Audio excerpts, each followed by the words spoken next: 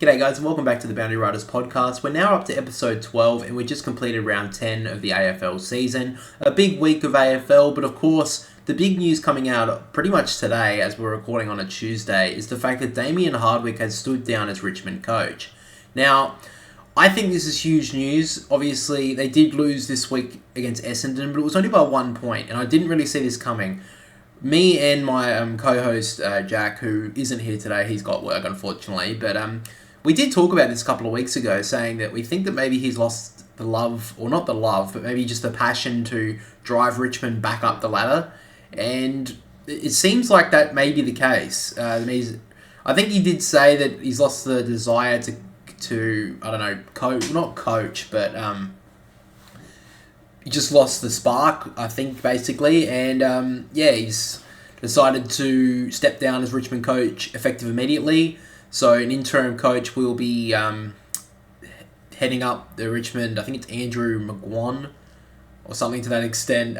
He's a long-time assistant coach under Damien Hardwick. He's going to take over as the interim coach for Richmond. And I think it's just opened up the floodgates to a potential job next year to Damien Hardwick. I don't see him completely exiting coaching altogether, but I think that he may do what Alistair Clarkson did and take a whole year off. But I think he's going to be returning pretty much next year. Now, we did talk, me and my brother did talk about this before the podcast started, probably yesterday, about potential clubs he'll go to. And the potential ones that I came up with was Port Adelaide, Gold Coast, West Coast, and maybe North Melbourne, depending on if Alistair Clarkson decides to come back or not. But I think a huge one is actually Carlton. I think that Michael Voss...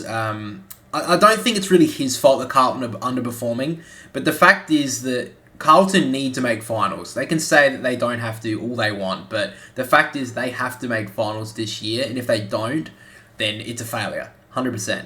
Now, Damien Hardwick's obviously proved in his Richmond dynasty that he can win a premiership, win 2 or 3. He can take a club out from the bottom and bring them up to the top, and I think that maybe Carlton will be definitely at least sending the message to his manager saying, Dimmer, do you want to come as the coach for Carlton? Now, I don't know if he'll want to do that because my big thing is he has been under a lot of pressure being in Victoria as a big coach of a big club and going to another one. I don't know if he'll want to do that. My big thing is I think if anyone is going to take over as coach next year, if there's a club that's going to take Damien Hardwick next year and he'll want to coach, I think the Gold Coast are the front runners.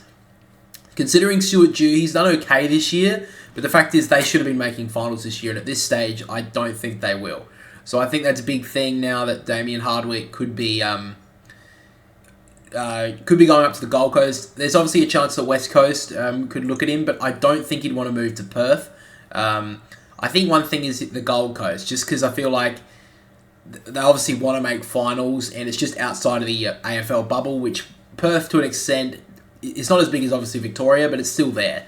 So I think that a big chance is the fact that he'll go to Gold Coast if he is coaching next year, or he may take a year off and potentially come the year after.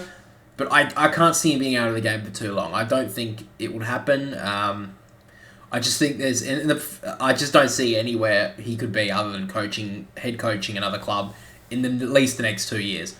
But that's basically what I wanted to say about that. I think he'll be coaching next year, maybe the year after, but I think Damien Hardwick will be back. I don't think there's any question about that. But after, I just wanted to get that one out of the way quickly, because that's pretty much breaking news. But something that also came out today was the AFL 23 updated player ratings.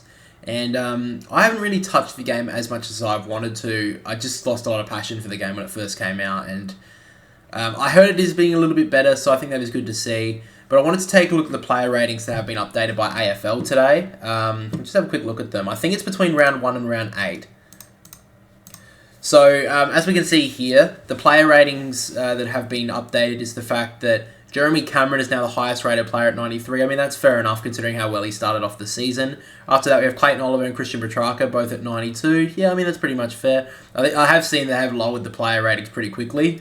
But anyway, then at 91, we have Cripps Dacos, who's now Collingwood's best player, which, I mean, I guess, but I mean, he's only a second-year player, so I think it's a bit unlucky for other Collingwood players. But anyway, after that we have Bontempelli and then Andrew Brayshaw to rounding up the top 7, I think it is.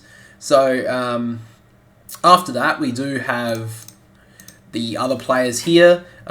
These ones are all at 91 as well. We've got Tom Stewart, Jordan Dawson, James Sicily, Hugh McCluggage, Darcy Moore, Tuke Miller, Tom Liberatore, Lockie Neal, Max Gawn, and Tom Lynch. Now, I'm pretty okay with most of these ratings, but the two I'm going to point out right away, and I think at least one a lot of people would be sitting there and scratching their head, is the fact of Hugh McCluggage. I have no idea how the hell he's the highest, equal highest rated player at Brisbane. He's a very good player and he's a very good wingman. But is he 91, basically the best wingman in the comp? I don't think so. I think that is a little bit far-fetched to say. I think there are other better wingmen, and I don't think that Hugh McCluggage does a 91 rating. And the other one here is Tom Lynch. Now, I can't really remember, but I feel like a lot of his... I feel like he got injured just at round 8. And plus, he wasn't having a breakout year to earn one of the best tall forwards in the game. I mean, arguably, he's the best tall forward in the game. Second, behind Jeremy Cameron. From the start of the season, he hasn't been that good. So I'm very surprised that 91 for Tom Lynch and the 91 for Hugh McCluggage. But the other ones I could pretty much see. I know some people may say Tom Liberatore, but he has had a very good start to the year. Jordan Dawson, maybe some people could say that, but he's also had a very good start. Maybe James Sicily as well. But again, all those guys have had really good starts. My problem is Hugh McCluggage and Tom Lynch, as I don't really think they deserve to be that higher rated with the new AFL 23 ratings. But I mean, if you guys have any different sort of thoughts about the AFL ratings, or if you believe any other players should be in this list above some of these players, let me know. But yeah, I just feel like they're a couple of them are just a little bit off. But I think everyone's going to always have a differing opinion when game ratings for players come out. But yeah, now I know the podcast's going to be a little bit quicker this week just because my brother's not here, so there's not really much talk back. So it's going to be a lot more solo. So I think this will be still okay. I'd rather my brother be here because he gives me a little bit more insight into stuff that he thinks and we can talk about things. But yeah, he should be back next week. So yeah, I just had to get this one out today because... we've got, the news of Damien Hardwick coming out and the AFL 23 ratings. And so now I wanted to move on to the weekly votes. Now, at the end of the weekly votes, what I'm going to do is I'm actually going to show you the current leaderboard of the Riders Award, which is basically the better version of the Brownlow. Now, we're going to be showing that, and we'll be showing that on the left-hand side of the screen so you guys can take a look at it. And basically, this is what me and Jack have agreed have been the rankings 3, 2, 1 votes throughout the season so far. If you guys follow us over on Instagram, we actually be doing the votes every single week for every single game. So it's 3, 2, 1 like the Brownlow, but yeah, basically it's not always going to be the most disposal getters. It may be the best, most influential player, as we've seen it a couple of times, but also the midfielders can always get the votes as well. But let's get into the first game of round 10 with the votes, which was Port Adelaide versus Melbourne. Massive game, this one. Port Adelaide held on by 4 points, and I think anyone could agree that Zach Butters was unbelievable. Now, we were streaming this one on the channel, and Zach Butters had an absolute blinder. One of the best games I've seen from an individual player in some time. Probably since Gary Ablett with the Gold Coast. He had an absolute massive game, had 40 plus touches, kicked a couple of goals, and arguably brought Port Adelaide over the line. So in this game, the 3 votes, obviously Zach Butters. I don't think anyone can argue that. The 2 votes I gave to Connor Rozee, and the 1 vote I gave to Willem Drew for his work on Clayton Oliver. He did break away a little bit in the third term, but he was very good throughout the game, Willem Drew. After that, we get to North Melbourne versus Sydney. Now, I'm a Swan supporter, so I'm going to sound a little bit biased here, but the North Melbourne, that is 100% their fault. You can't blame the AFL for it. They've came out and said that they warned North Melbourne about the interchange infringement. Now, if anyone doesn't remember or doesn't know, I don't know how you couldn't. It was all over the AFL. But basically, North Melbourne used 76 rotations from 75 that you're allowed to have. They went over the top and they got a free kick paid against them and a 50-metre penalty against them in the last quarter with about a minute to go. Now, look, if this happened against Sydney, I would have been pissed off. But also, I would understand that that's 100% their fuck up. It is, I'm sorry, but it's 100% their fault and they have to own it. And to North Melbourne's credit, they have 100% owned it and said it was our fault and we apologise. But there's a lot of people out there who are saying, oh, if it was the grand final, we really want it decided by that. No, we wouldn't. But on the other hand, it's like, it's your mistake. It's not like a umpire's decision has gone wrong. Everyone knows in the AFL you get 75 rotations. If you go over that, you've broken the rules. And it's not like those players, it wasn't like it was a quick, oh, he got on the field and then came back off. He stayed on the field and was in the next contest. So, and for some people who were saying that, oh, it should have been paid downfield or as soon as it happened, I don't think anyone exactly knew exactly when it happened. It took a few seconds, and that's obviously when the ball went down to Sydney's forward line, and that's when it was paid. So, Sydney 100% got away with that game. North Melbourne should have won that game. But, yeah, I mean, I think it's a bit facetious to say, oh, it's too harsh a rule, because that is a rule that you shouldn't be overstepping. It's an equal rule that everyone gets 75. If you go over even by one, it should be 100% a free kick and 50. That's my opinion. If you guys disagree, I understand, but that's just my opinion on the rule. Anyway, in this game, 3 votes I gave to Luke Parker. He was absolutely brilliant for Sydney and was probably their best player by far. 2 votes I gave to Jai Simpkin. He was North Melbourne's best player. He very, very well in this one.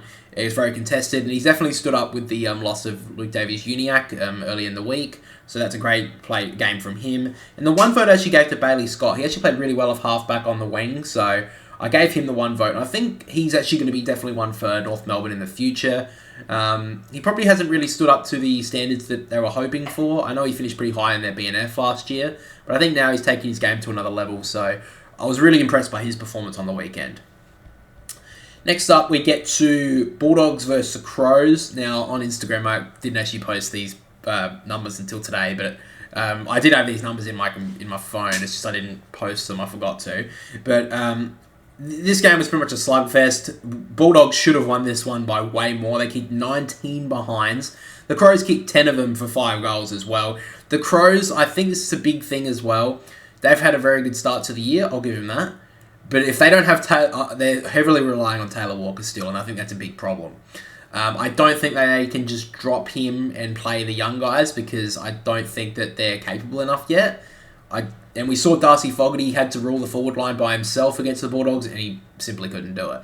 So I think the Crows have a little bit of problems up forward. They're not all the glory days just yet. They're not. I don't know if they'll push finals this year, but even if they do, they can't win a premiership. They could, but I don't... I don't think they can. But they're going to struggle in the next few years if they don't develop a Thilthorpe or a Gallant. So the Crows struggled in this one, and Bulldogs played very well. One player in particular who I want to point out who got the 3 votes in this one is Bailey Smith. He was brilliant in this game. He's taken over the midfield role since Adam Treloar's been injured, and I honestly think now he should hold that spot in the midfield. Bailey Smith is playing really well in there, and he gives him just something a little bit different. He's a little bit more of a faster player on the outside. He's good on both ways. I mean, Bontempelli and Liberatore are a lot more clearance players. He's a little bit more on the outside, which I think is a little bit more of a different player than Treloar. So I hope that he does keep that spot for Bulldogs fans. 2 votes I gave to Bailey Dale. He was brilliant off halfback. Arguably, even though he made, I think, All-Australian last year, he's in pretty good form this year as well, almost career best. So he's definitely playing well back there, and I think it was a great little play from Luke Beveridge, I think last year, or the year before that, when they moved him to halfback, because he's a very good ball user, and I mean, he had about 35, 36 touches in this game, so he was brilliant. And the 1 vote I gave to Caleb Daniel. Now, Caleb Daniel in the last about a month or so, he's actually moved forward. He's actually moved right into the midfield, which is kind of surprising for a guy who's like 167 centimetres tall. So he's quite small, but he's more than happy to get in there and get the football, and he's a good ball user, which I think a lot of midfielders these days just aren't thought of being good, don't need to be the best ball users in the game because they just clear it forward, but I think that midfielders who can use the ball are actually very underrated. Next up, we get to Fremantle versus Geelong. This was actually a bit of a surprise. I did not see Fremantle winning this game. I know they beat the Swans the week before, but Fremantle, I think, got Sydney at a good day, and they did play very well, I'll give them that, but I thought Geelong was going to be a little bit too far for them, but they played some brilliant footy, Fremantle. I I think both their midfield's starting to lift as well. Brayshaw's starting to come into his season very well. In saying that, he actually got the 3 votes. Andrew Brayshaw played brilliantly in this game. Definitely coming into his own this season. He did start off the season a little bit sluggish, but he's definitely came on in the past month or so. After that, we get to Caleb Sarong with the 2 votes. He was brilliant again. He's definitely in the top 10 for the leaderboard for the votes so far this year in the Rider Award. So we'll see how he goes there. And the 1 vote I gave to Lockie Schultz. I think that he's moved in. He's played a little bit more midfield time this year, and he's very good. He's done very well. He's definitely a footballer. He's not so much the athletic guy, but he's a footballer. He's a tough guy. He's a good player up forward. He kicks goals, but now he's moved a little bit more into the middle of the ground, and he tends to get quite a lot of the ball, and he's always quite bullish in there. So I think that's really good for Fremantle, and hopefully he does get a little bit more time in there because he's played some pretty good footy this year. Next up, we get to Dreamtime at the G, Essendon versus Richmond. This was a massive game. Richmond probably had this game until the last 20 seconds when Durham took that mark inside the goal square. Richmond, they were good in this game, but obviously, again, they can't lock out a close game. I think it's been 3 years now since a game under 10 points has been won by Richmond. They just can't close them out, unfortunately for them. And Sam Durham had a brilliant last quarter, 8 touches, 2 goals. I mean, just a mid-season recruit, 2021, I think it was. He's doing brilliantly for Essendon, and he's definitely played some good footy this year. I know I saw him when he was in Gather Round down here against Melbourne, and he was brilliant, Sam Durham. But the 3 votes in this game has to go to Zach Merritt. He was brilliant, won the Dreamtime Award as well, had a lot of touches. And the thing as well that was brought to his game this year, which I think is so underrated, is his defensive attributes.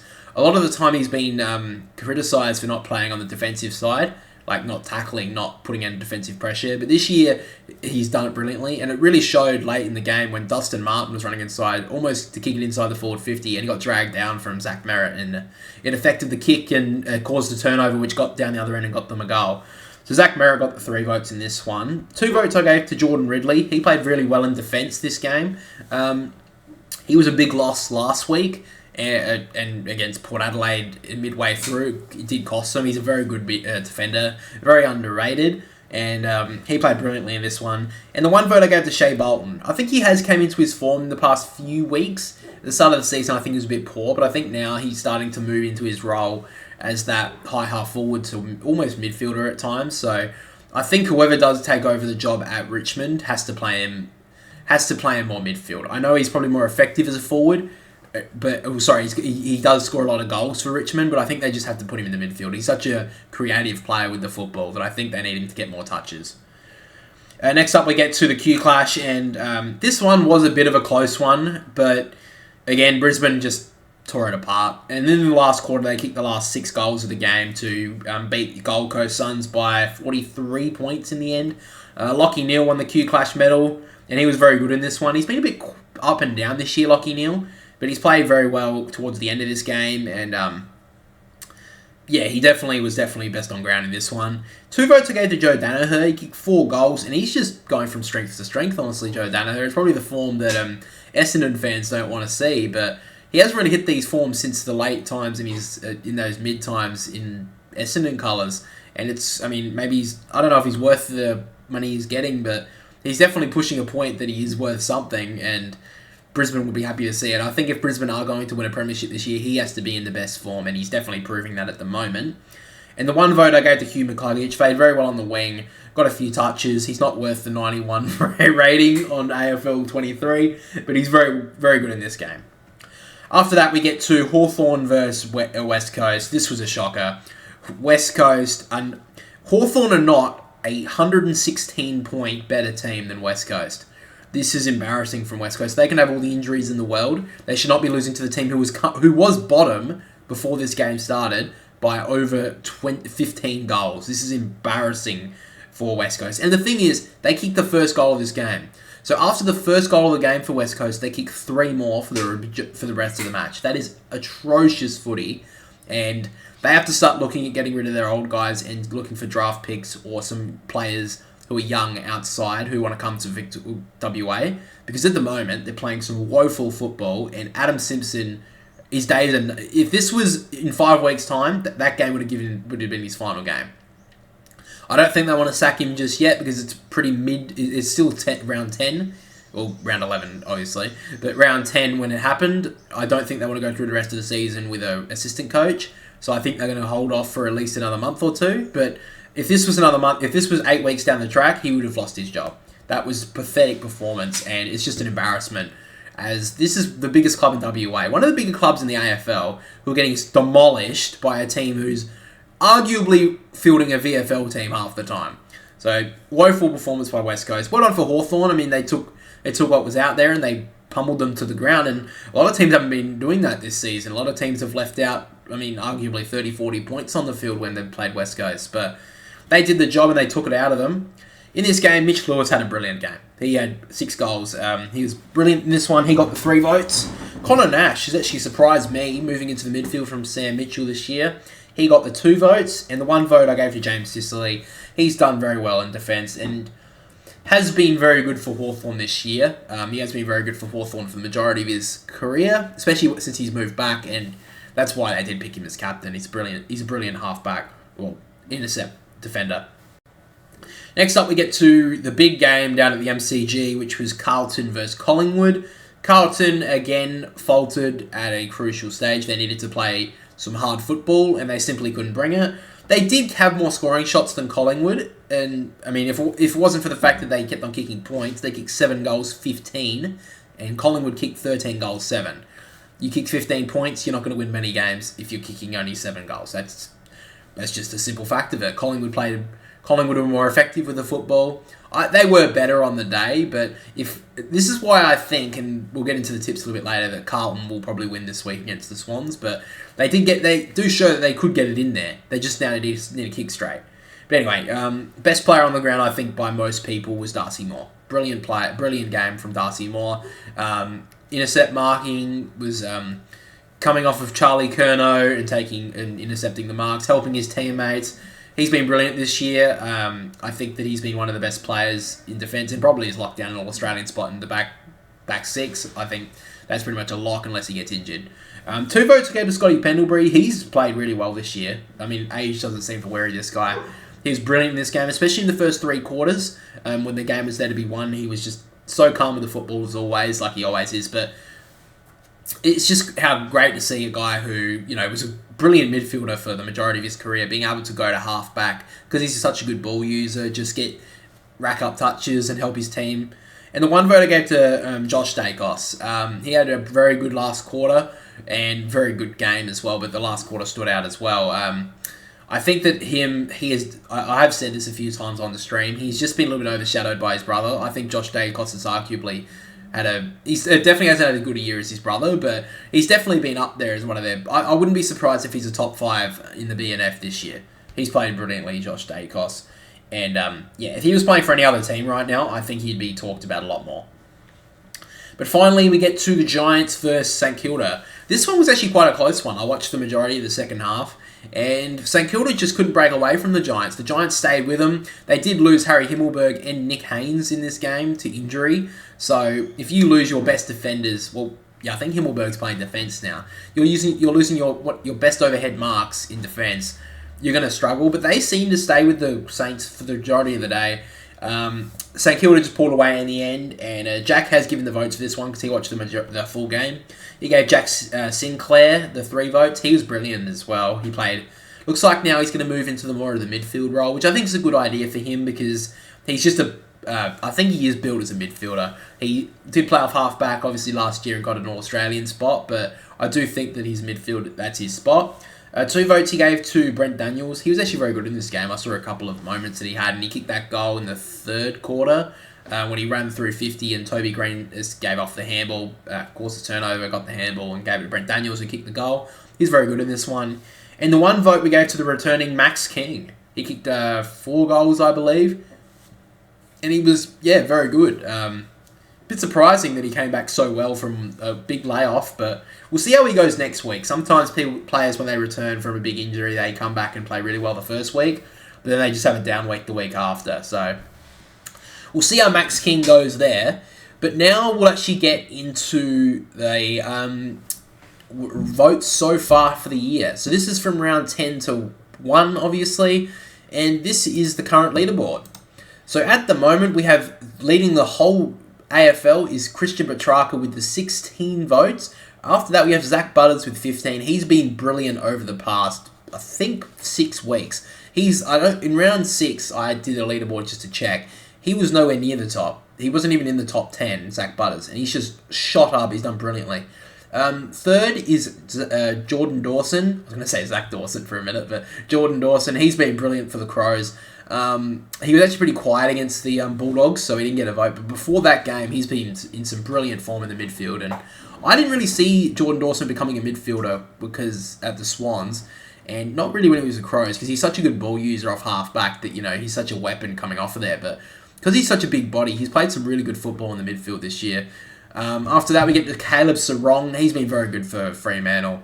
I think now that Brayshaw's coming onto some form, though, he may take some votes off of Caleb Sarong, which for him, I don't think he'll really care. But yeah, at the moment, he's sitting in 4th spot. After that, we get to Nick Dacos. He's on 12 points. He was at 10 on round, I think, 6. So he's kind of dropped off in a bit of form lately, Nick Dacos. So, that's what always going to happen with a young guy. Obviously, he has played a very good season, so people just forget about the fact that he's still 19. So I don't think he'll win the Brownlow or the Ryder Award, which is more important. So he's still sitting on 12 points. He's doing okay. I think he'll probably peter out towards the end of the season. May finish up on the 20 votes. After that, we get to Clayton Oliver with the 12 votes. I picked him at the start of the year to be for the Brownlow, but it looks like he's got a hamstring injury, which they haven't really specified how long he's going to be out for. They've said it's going to be for the short term, but that could be anywhere between a week or 4. So that's probably going to hamper his points. And now Petrarca honestly could take it away if he starts dominating in the midfield. So we'll see how that one goes. Next up, we get to Jeremy Cameron. Now, Jeremy Cameron had a brilliant start to the year. He was on top of the leaderboard at round 6, but now he's only got, I think, 1 vote since. So the last 2 weeks, he's found it hard to score, and I think it's just the fact that because he's a tall forward, he needs to kick some goals, and he hasn't kicked them in the past few weeks. So if he can hit some form again, they will have some more games down in Geelong. So obviously he'll have some games where they should dominate. So you would expect that he'd get some goals there, probably get some votes. He may finish around the 20 mark as well. After that, we get to Tim Taranto. He's been very good in the midfield for Richmond this year. He's got 11 votes. I know some people will question his ball use, and that's understandable. You need to use the ball well in this game. But because he is such a clearance player, if you think of a player like Paddy Dangerfield, he's never really been a good ball user, Paddy Dangerfield, but he always used to get the ball forward for Geelong or the Crows. So I think that's what he's going to be for Richmond, and I still think he's had a very good year, probably career best for him. Then we get to Noah Anderson for the Gold Coast. I think if he was at any other club right now in Victoria, or any other club in general, I think they'd be talking about him a lot more. Since the Tuke Miller went down with injury, he has lifted to a whole new level, and so has Matt Rao, but but Noah Anderson has just stood up, and he's one of my favourite players to watch. He's such a good two-way runner. He's definitely learned from his captain in Tuke to run both ways and play that midfield role. And I would love to see the Gold Coast, challenge for finals and make finals, because they do have some really cool players to watch, and they do need to be showcased more, but they just don't get showcased because they're playing for the Suns. And finally, taking up the top 10 spot is Lachie Neale with the 10 votes. Now, like I said, he started off the season quite slow, but he has came on, and you know how Lachie Neale can gain votes really quickly. We obviously won a Brownlow a couple of years ago, so Lachie Neale is definitely up there to take out the votes late. He's only 6th off top, and a couple of really good games in a row could really skyrocket him up the leaderboard. But at this stage, he's taken out 10th spot, and I won't be doing a leaderboard every single week because I want to do, at the end of the year, I want to do a count, like a vote count, like obviously the Brownlow, but less boring. Yeah, we'll be doing that like as a live stream. I think that'd be really cool. But yeah, maybe in the last couple of weeks, maybe even in the last 4 weeks, 4 rounds, I won't show the votes, and I'll just keep them to myself, so then the vote tally will actually be like really, really interesting, so no one knows. But yeah, if you guys want to follow the vote count, then just follow us over on Instagram, which is linked in the description. So after that, we will be getting to the tips, I believe. Yeah, we're getting to the tips. Now, yeah, like I said, Jack's obviously not here, but he has given me his votes, his tips, so we'll show them on the screen. But in the games, we have, coming up in Friday night, is the Swans versus Carlton. This one's a big game for both clubs. If it wasn't for the fact that Sydney has so many injuries to their defence, I would be picking Sydney. But Carlton's game plan of bombing it onto the top of the heads of Mackay and Curnow will probably work against the Swans. It won't work against many other teams in the comp, but the fact that Sydney are going so short in defence, I think this will actually deplete Sydney. The fact is, though, that Carlton need to find a way to move forward without just gaining disposals to their midfielders. That's just not going to work. But Charlie Curnow has had a very good year, and he has played at a very good record against Sydney. Last year I was at the game in Melbourne against Carlton. He kicked, I think, 6 goals, and he was brilliant. So I'm picking Carlton. I do think that they'll win this game. I would love to see Sydney win, but I just don't think they can hold up in defence with those two guys down there. Saturday afternoon is St Kilda versus Hawthorn. St Kilda should win this one. It's at Marvel Stadium. Hawthorn have shown in the past few weeks that they are pretty good if they can get the ball from clearance. And now Mitch Lewis is holding up in the forward line, but I think St Kilda win this one all day long. They're very good at Marvel, and now that this week Hawthorn are playing a team with a defence that's not lower than waffle level, they should win this game, St Kilda, and lock Mitch Lewis away with Wilkie or Dougal Howard and win this one pretty comfortably. After that, we get to Melbourne versus Fremantle. I think Fremantle are a sneaky chance here. I would give them a lot more of a chance if this was in Perth. But last year, Fremantle were the first team to beat Melbourne, and it was in Victoria. So I'm giving Fremantle a slight chance because they have seemed to turn their form around. We'll see how Luke Jackson's reception is at the MCG. But I think you have to pick Melbourne. Even though they're losing Kate and Oliver for a couple of weeks, I still think that they're a little bit stronger. And Melbourne should run away with this one pretty simply. This is also my certainty pick for the week. So I did actually miss mine last week. So I actually have to catch up on a few of the punishments. I have to buy a Giants jumper and I have to pay for my brother's petrol. And now I also have to pay for $50 of his membership for next year. But sorry, I've been missing out on the past few of them. So yeah. After that, we get to the Saturday twilight game. This is Geelong versus the Giants down at GMHBA Stadium. I would be giving the Giants a bit of a chance here, but the fact that it's down in Geelong win this one pretty simply. My brother's put the certainty pick on Geelong to win this one, and I think he's pretty much got it. They're basically the only two you can pick from this week because all the teams that lost last week are playing against teams that are pretty good. So this is really the only two you can pick from these two games. So my brother's put the Geelong certainty pick on that one, and I've picked Geelong as well. I'm pretty much suspecting that Geelong will... I don't know if they'll dominate the Giants. Maybe it will be a close one until about half-time, but eventually Geelong will just run away with this one as well. And considering the fact that Nick Haynes will be out most likely, along with Harry Himmelberg, I feel like Jeremy Cameron or Tom Hawkins, one of them two, will get away. Saturday night, the first game is down, in Darwin for the year. Gold Coast versus the Western Bulldogs. This one's, I think, a bit of a tough one. I personally am going to go with the Bulldogs just because they're in pretty good form at the moment.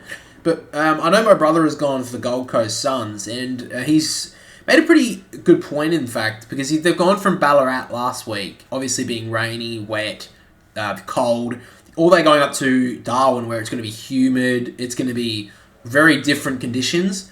I do give the Gold Coast a chance here, but I just think I don't trust the Gold Coast, and I'd love to see them win this game, but I just feel like the Bulldogs, just with the runs on the board, I'm going to have to tip them.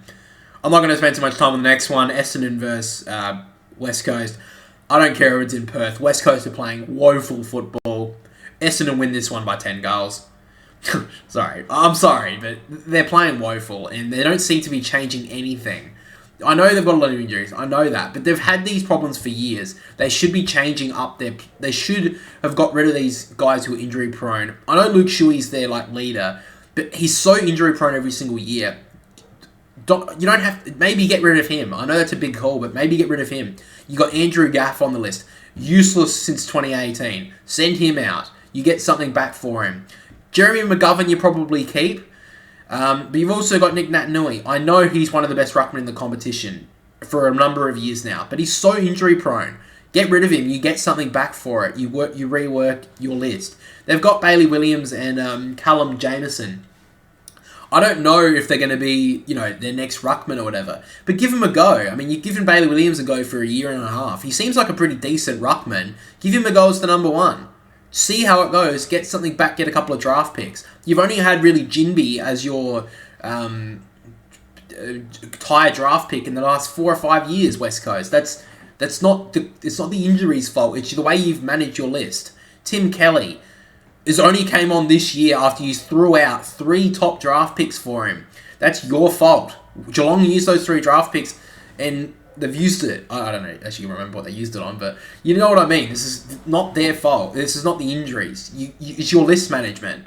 You've also had players like Shannon Hearn. I'm sorry to Shannon Hearn. He's been a great servant to your club, but he's got to go. He's got to retire. There's no need to keep him on this list. There are so many players for the West Coast Eagles who could go right now and just get some draft picks in or get some younger players in. I know that Hawthorn's recruitment has been questioned, but what they did was they got rid of their old players, bottomed out. They bottomed out too much. West Coast need to follow that structure, just keeping a couple of extra older players. Ridiculous. I shouldn't have spent that much time on West Coast because it frustrates me when they talk about injuries. Because it's not like a Collingwood or a Sydney or a St Kilda this year. Because Sydney have had them all plummeted down this year. Collingwood have had a lot of injuries. But they've also been able to hold up. And so have St Kilda. Now, I know West Coast have had a lot more than all 3 of them. But this has been going on for years. Stop blaming injuries and start recruiting some players who are not so injury prone. Now, Elliot Yeo, I know, is one as well.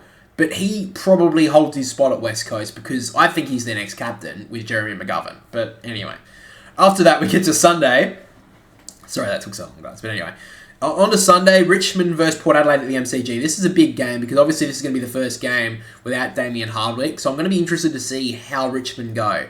And also how Port Adelaide go. They just took out a big club in Melbourne at home. This is a big chance. They don't usually play at the MCG very often. We saw they played Collingwood in round 2, I believe, at the MCG and got demolished. So I have picked Port Adelaide for this one, and I think Port Adelaide need to win this one as well. I actually think they got a lot of voter confidence from the AFL public last week, beating Melbourne. But I think even though Richmond are a lot lower than Melbourne, I think this is still a big game for Port Adelaide. So I do think that they'll win.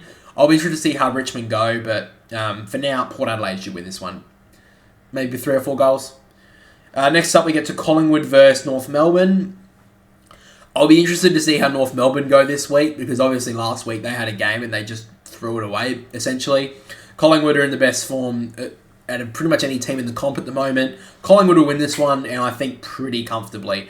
I think as well they would have showed up. They would have showed up last week, North Melbourne, to show Alistair Clarkson they're still thinking of him, and Brett Ratton, I think, is a very good interim coach, but I think that Collingwood win this one. And I think the hype and all the standing up for Clarko last week will kind of diminish, and I think Collingwood will win this one pretty comfortably. But finally, we get to probably the game of the round, in my opinion, which I'm going to try and stream, which is Adelaide versus Brisbane. If this was in the Gabba, Brisbane win this one every day. But at Adelaide Oval, the Crows are brilliant at Adelaide Oval. They've almost locked it down as a fortress this year. And Brisbane aren't the best over here. They did win their game in Gather Round, but that was against North Melbourne. Who cares? They lost to the Power in round 1 at Adelaide Oval when no one really saw that coming. I think this is a huge danger game for the Lions. And in fact, I'm going to tip the Crows. Now, I know some people may sit there and say, how the hell could you pick the Crows when they lost last week to the Western Bulldogs and Brisbane are in some brilliant form? I'm going to tell you why, and I will change this tip if Taylor Walker's out. But the fact is, I still don't trust Brisbane's defence yet. I know Jackson Payne's came on this year, and he's done quite well. But a lot of their I still don't trust them enough. And I think the Crows can actually win this game, purely if they get the ball forward enough to Taylor Walker. He has to come back this week. If he doesn't, I'm changing my script straight back to Brisbane. But if Taylor Walker plays, and they can get the ball forward enough, I'm picking the Crows, and I think they'll win this one. I think it'll be a close one. I think this game's going to be really good to see. But yeah, that's my tips for this week, guys. Let's get into the final part of the podcast, which is the AFL Fantasy. Now, I know a lot of people probably watching this do play AFL Fantasy. Maybe some of you don't. That's fair enough. This week, I had a massive week. Sent a message to my brother showing me the score. I got 2,421. Brilliant score. Wasn't the highest, though. I saw someone scored about 2,500. I think 2,565. I'm looking at the ratings right now. Was one of the highest scores. That's insane. I think he had Zach Butters as his vice captain, probably, or someone got 150, I believe, this week. I can't remember who it was. Was it someone who got 150? Oh, Zach Merritt. Yeah, I think he had Zach Merritt as his vice captain. Yeah. Anyway, so I scored a massive week. I had Zach Butters, which I was happy about. A few concerns for me. One was Tom Stewart, but also on the other hand, Geelong had no one really get plus. I don't think anyone got plus 25 disposals, and they did lock Tom Stewart out of this game, which was, credit to Fremantle. They played brilliantly. I was very happy to see Rory Atkins get 84 as my, not a point of difference, but basically being my stepping stone player. That was brilliant. I was happy that Fiorini got up to 80 because it was times there where I think I was struggling for him to get 70 and I was thinking of getting rid of him. I was thinking of getting rid of him this week, but I think I'm going to hold him for a little bit longer. Obviously, Zach Butters is brilliant. My forward line, every single player that was in my forward line scored 100, so I was happy with that. Let's get into the trades, though. So, my first trade was getting rid of Chin Cotter. At this stage, it will be Chin Cotter, but if he plays, I'll get rid of Bergman. And I got Wardlaw. Obviously, if you guys watched the North Melbourne-Sydney game, he was brilliant. He got 82 fantasy points, but it was good, obviously, for fantasy watchers. But the fact of how he played, it's something that North Melbourne don't really have. Harry Sheasel is a different player to him, and he'll stay in the team for the rest of the year. So, he's maybe high for a player to go down to, but he's 327. I'm banking him to get 550, 600 before I trade him out. He's just that good. And now he obviously got a good score in his first week, but he only went up, I think, 30k. So his break-even's going to be so low because he scored 82. He'll be rocketing up price pretty quickly. Now, this one's the one which I think some people would have thought of because I know the traders talked about it on the AFL website. I'm sure you guys have heard of them. But Ben Hobbs. The fact is that Essendon have obviously got Darcy Parish out for quite a while, at least a couple more weeks to a month. I don't know if Dylan Shea will be back, and Will Setterfield, I think, fractured his foot. So I don't think he'll be back anytime soon. So the thing is, Ben Hobbs looks like he's going to be playing a lot more midfield time because he's not a forward. He's not a forward as a kid. He's born and bred a midfielder. So Essendon want to play him in there. And he played pretty well last week. He got 92 in against Richmond, and I think he attended 12 centre bounces, which I think is quite big for a guy who's I think only 20 years of age. So I got him, I've got Ben Hobbs, I've put him forward, and I've got rid of James Worpel. I appreciate James Worpel for what he's done for my team. I think he's played okay. I was just hoping because of the fact that he's basically one of their best, almost their experienced midfielders now. I was hoping for him to average around that 90 mark for a bit. But he still can't. He's only hit 100, I think, once or twice this year. So I've decided to bin him. I put Taranto into my midfield because he is basically a midfielder anyway. He's the only him and Clayton Oliver, the only two this year who have scored 100 every single week. So I'll put him into the midfield and I'll put Ben Hobbs forward. So my captain this week will be Tim Taranto at this stage, and my vice will be Rowan Marshall. I think of the fact because Hawthorn, they have Ned Reeves as their ruckman, and I just think that he can run through them. I think that at Marvel as well, he does seem to get a lot of marks, a lot of touches. Rowan Marshall running players around the field. So I'm giving him a chance as the vice. I may change that to Jack Steele, maybe. Or maybe, oh no. I was thinking maybe Nick Dacos, but I feel like North Melbourne are going to tag him. That's just my feeling about that. But yeah, guys, that's the podcast for this week. I'm hoping that Jackpot will be back next week. Make sure to go check him out at Jackpot Junkies over on Instagram. It's always linked in the description. Make sure to let me know about the AFL 23 player ratings as well if you think that they should be a little bit different, if you believe any other players should be in those top 15 players, or if you believe any of those should be lowered. Hope you guys' teams win this weekend. But that's all from us, so we'll catch you all next time.